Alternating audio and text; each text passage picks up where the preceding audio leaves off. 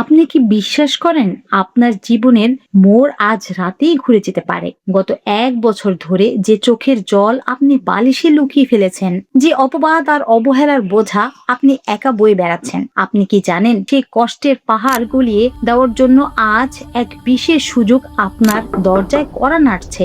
বোন আমার, আমি জানি এই কষ্টটা আসলে কাউকে মুখে বলে বোঝানো যায় না। হয়তো আজও আপনি সবার সামনে হাসছেন, কিন্তু ভিতরে ভিতরে আপনি একদম শেষ হয়ে গেছেন।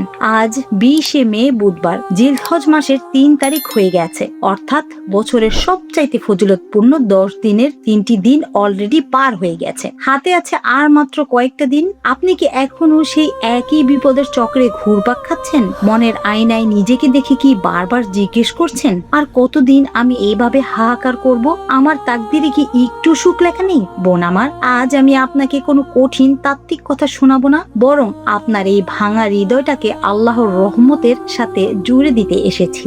আজ আমি আপনার সাথে ৫টি এমন বিষয় ও অনুভূতির কথা বলবো যা জানলে আপনার ওই দীর্ঘ প্রতীক্ষার প্রতি এক বিন্দু অভিযোগও আর অবশিষ্ট থাকবে না। বিশেষ করে ৪ নাম্বার পয়েন্টটি আপনার পুরো চিন্তাধারাকে আজ বদলে দেবে ইনশাআল্লাহ। চলুন আজ আপনার আর আমার এই সফরটা শুধু আমাদের রবের সাথে হোক। রমজানের বিদায়ের পর আমরা অনেকেই আবার দুনিয়ার ব্যস্ততায় নিজেকে হারিয়ে ফেলেছি। আমাদের ইবাদতের সেই জোশ বা গভীরতা হয়তো কিছুটা কমে গিয়েছিল, কিন্তু আমাদের রব কত দয়ালু দেখুন। তিনি আমাদের জীবনকে সুন্দর করার জন্য বছরের সবচেয়ে ফজিলতপূর্ণ ১০টি দিন আবারও ফিরিয়ে দিয়েছেন। অনেক মুফাসসিরের মতে পবিত্র কোরআনে সূরা ফজরের ১০ রাত বলতে জিলহজের এই প্রথম ১০ দিন রাতকেই বোঝানো হয়েছে। আল্লাহ যখন কোনো সময়ের শপথ বা কসম করেন, তখন বুঝতে হবে সেই সময়টির বিশেষ ফজিলত ও রহমত রয়েছেন। একটু ভাবুন তো, আরশের মালিক যখন এই সময়ে শপথ করেন, তখন তার কাছে আপনার ওই নিঃশব্দ কান্নার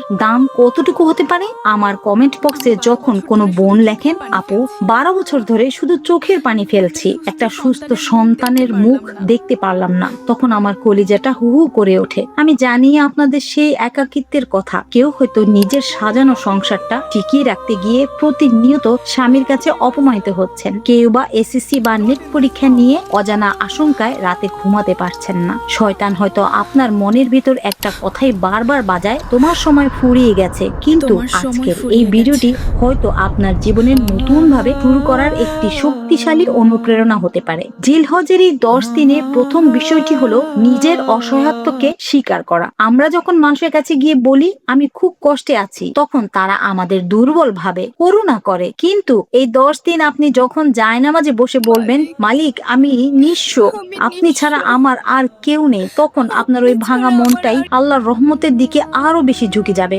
তখন আপনি আল্লাহর রহমতকে আরো গভীর ভাবে অনুভব করতে পারবেন। রাসূলুল্লাহ সাল্লাল্লাহু আলাইহি সাল্লাম বলেছেন, জিলহজের এই ১০ দিনের ইবাদত আল্লাহর কাছে অন্য সব সময়ের চেয়ে বেশি প্রিয়। সহিহ বুখারী। বোন আমার, আপনি কি বুঝতে পারছেন আপনি কত বড় এক সুযোগের সামনে দাঁড়িয়ে আছেন? আজ থেকে আপনার অজু করার ধরন বদলে ফেলুন। প্রতিটি পানির ফোঁটার সাথে অনুভব করুন আপনার জীবনের সব না পাওয়া আর হাহাকার গুলো ধুয়ে মুছে যাচ্ছে। একটি নতুন নিয়ত করুন, আল্লাহ এই বাকি কয়েকটা দিন আমি দুনিয়ার কারো কাছে অভিযোগ করব না, আমি শুধু তোমার দরজায় ভিখারি হয়ে পড়ে থাকবো। একটু থামুন, একটা খুব জরুরি কথা আপনাকে বলি। আপনি কি জানেন জিলহজের এই দিনগুলোতে সবচাইতে বড় শক্তির উৎস লুকিয়ে আছে আপনার মুখে? আপনি হয়তো ভাবছেন আপনার অনেক বড় বড় আমল করার মতন সময় নেই, কিন্তু না, আপনি যখন রান্না করছেন, যখন ছোট বাচ্চার যত্ন নিচ্ছেন, বা যখন ঘর গোছাচ্ছেন, আপনার জিহ্বা যেন আল্লাহর জিকিরে সব সময় ভেজা থাকে। মনে মনে বলুন সুবহানাল্লাহ, আলহামদুলিল্লাহ এবং আল্লাহু আকবার পাঠ করুন। এই জিকিরগুলো ধীরে ধীরে আপনার অন্তরে প্রশান্তি এনে দেবে ইনশাআল্লাহ। আল্লাহর জিকির মানুষের অন্তরের পাহাড় সমান ভারকে কমিয়ে দিতে পারে এবং আল্লাহর কুদরতি সাহায্যের আশা জাগায়। আমাদের এক বোন লিখেছেন, বিয়ের অনেক বাধা। বোন আমার, আপনি যখন তাসবিহ হাতে জিকির করেন, তখন আপনার ওই জিকিরের বরকতে কঠিন পথগুলো সহজ হয়ে আসার পথ তৈরি হবে ইনশাআল্লাহ। আমার যে বোনটির বছরের পর বছর পার হয়ে যাচ্ছে, কিন্তু কোল এখনো সন্তানের হাসিতে মুখরিত হয়নি। বোন আমার, জিলহজ মাসের এই দিনগুলো তো মা হাজেরা রাদিয়াল্লাহু আনহার সেই অদ্ভুত ধৈর্যের স্মৃতি বহন করে। ধুধু মরুভূমিতে যখন কোনো খাবার ছিল না, এক ফোঁটা পানিও ছিল না, তখন তিনি 2 পাহাড়ের মাঝে দৌড়াচ্ছিলেন আর মনে মনে বলছিলেন, বলছিলেন, আল্লাহ আমাদের ধ্বংস করবেন না, আপনার কোলটা কি আজ ওই মরুভূমির মতো খাখা করছে? লোকে আপনাকে নিয়ে হাসাহাসি করতে দিন। জিলহজের বাকি দিনগুলোতে আপনি মা হাজেরার মতো আল্লাহর উপর ভরসা করে সেজদায় পড়ে আরজি জানান।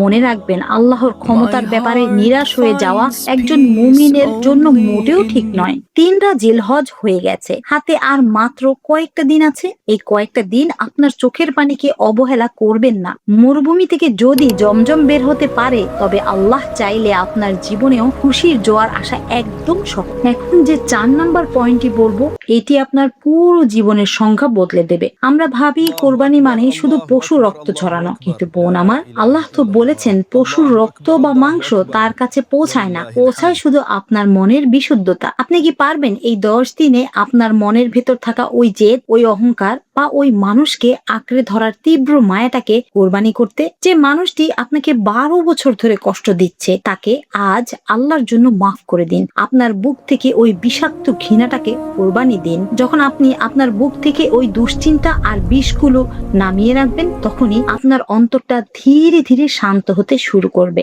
ইনশাআল্লাহ আপনি একজন সম্মানিত মুমিন নারী। আপনার মর্যাদা আল্লাহর কাছে অনেক বেশি। কিন্তু কেউ আপনাকে ভালোবাসলো কিনা সেই চিন্তায় নিজেকে শেষ করবেন না। যখন আপনি আপনার অপ্রয়োজনীয় মায়াগুলোকে কোরবানি দেবেন, তখনই আল্লাহ আপনার জীবনের রহমতের নতুন দরজা খুলে দিতে পারেন। 5 নাম্বার বিষয়টি হলো শেষ রাতের সেই গোপন তাহাজ্জুদ। এই পবিত্র দিনগুলো দোয়া কবুলের সবচাইতে আশা জাগা নিয়ে সময়। যারা এসএসসি বা নেট পরীক্ষা দিয়ে টেনশনে আছো, তোমরা এই কয়দিন একটু আগে ঘুম থেকে ওঠো, জায়নামাজে বসে বলো, রব্বি জিদনি ইলমা। আল্লাহ তোমার খাতার প্রতিটি অক্ষরে বরকত দেবেন। আর আপনারা যারা একাকিত্বে ভুগছেন, তারা ঘুমানোর আগে এই প্রশান্তির রুটিনটি পালন করুন।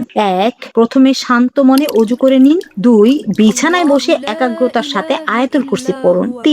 3 বার সূরা ইখলাস, ফালাক ও নাস পড়ে হাতে ফু দিয়ে পুরো শরীরে মাসেহ করুন। 4, অন্তত 3 বার দুরূদ শরীফ পাঠ করুন। 5, এবং সম্ভব হলে পরম মমতায় সূরা মুলক তেলাওয়াত করুন। নবীজি সাল্লাল্লাহু আলাইহি সাল্লাম বলেছেন, এই সূরা মুলক কবরের আযাব থেকে রক্ষা করবে। সুনানে নাসাই। নিজেকে বলুন, আজকের দিনটা ছিল শুধু আমার আর আমার আল্লাহর। দুনিয়ার কেউ আমার শান্তি কেড়ে নিতে পারবে না। আমার কলিজার বোনেরা, আজকের এই ভিডিওর কোন কথাটি আপনার হৃদয়ে সবচেয়ে গভীরে আঘাত করেছে? আপনার জীবনের কোন না পাওয়াটা আপনাকে সবচাইতে বেশি কাঁদায়? কমেন্টে শুধু সেই শব্দটা লিখে আমাকে জানান।